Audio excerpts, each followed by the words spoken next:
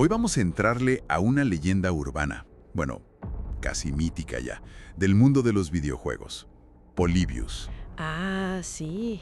El famoso arcade perdido de los 80s. Exacto. Se dice que tenía efectos, pues, muy perturbadores en quienes lo jugaban. Y tenemos un relato, bastante detallado. En primera persona. Sí, supuestamente una experiencia directa en Portland, Oregon, allá por 1981. La idea es desmenuzar esta historia que, la verdad, está algo escalofriante. Va, entrémosle. ¿Por dónde empieza? Empieza con la llegada de la máquina a un lugar llamado Coin Kingdom. Describe que era una cabina totalmente negra, sin marcas, sin nada. Ajá. Solo el nombre Polybius en letras verdes brillantes. Y de entrada ya algo raro. Música como hipnótica y un mensaje en pantalla. ¿Cuál? El conocimiento es dolor. Así, directo. Uf, qué denso. Ok, ¿y el juego? ¿Qué dice el texto de cómo era jugarlo? Describe una experiencia intensa. Una navecita moviéndose en un entorno como geométrico, figuras abstractas. Como otros juegos de la época, quizá. ¿Tempest o algo así? Podría ser, pero aquí añade que los patrones eran impredecibles, cambiaban sin lógica. Y lo más inquietante, habla de imágenes subliminales. ¿Cómo qué tipo de imágenes? Menciona ojos que te miraban desde la pantalla, caras gritando que aparecían de repente, y hasta un reflejo distorsionado del propio jugador. Órale. O sea, no era un juego común. Suena a una sobrecarga sensorial, como deliberada. Justo. Y parece que esa sobrecarga tenía consecuencias muy reales. A ver, profundicemos ahí. ¿Qué efectos describen la gente? Bueno, menciona específicamente a un amigo, un tal Kevin. Dice que jugó como 1 hora seguida y acabó vomitando. ¿1 hora? Sí, y que después empezó con pesadillas muy vívidas, recurrentes, con espirales y como voces. ¡Qué fuerte! Y el propio narrador, él también jugó, ¿no? Claro. Y él describe una progresión bastante alarmante. Primero una adicción muy fuerte. No podía dejar de jugar. Típico de los arcades, pero luego... Luego vinieron dolores de cabeza intensísimos. Empezó a hablar solo. Sus calificaciones, dice, se fueron al suelo. ¡Wow! E incluso se daba cuenta de que estaba dibujando símbolos extraños, como inconscientemente. Lo fascinante, o más bien lo preocupante, es la rapidez con la que todo escaló. No fue gradual. Ok.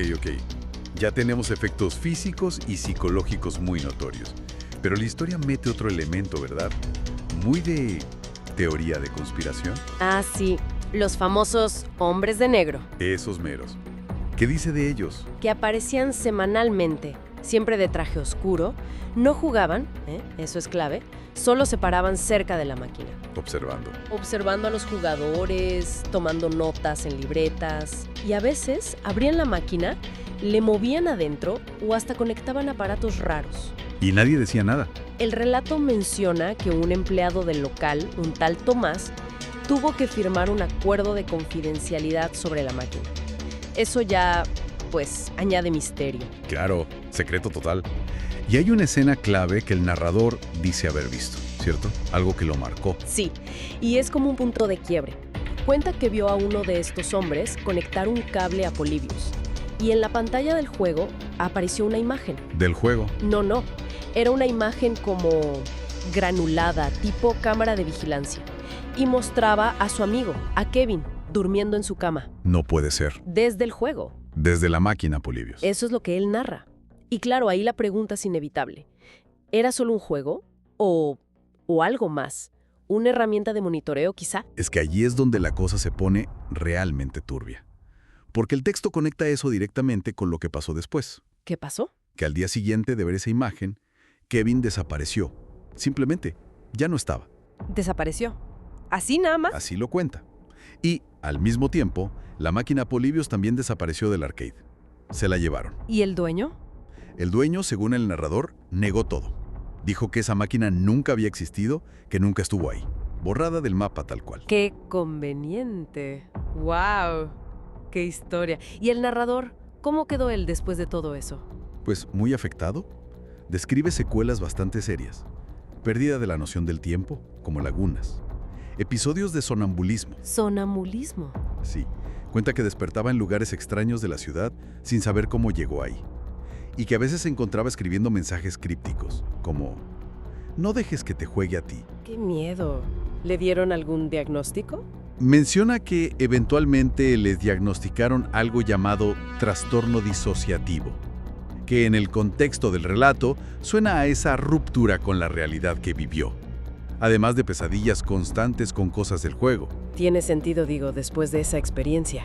Y no solo eso, sentía que Polybius lo seguía persiguiendo.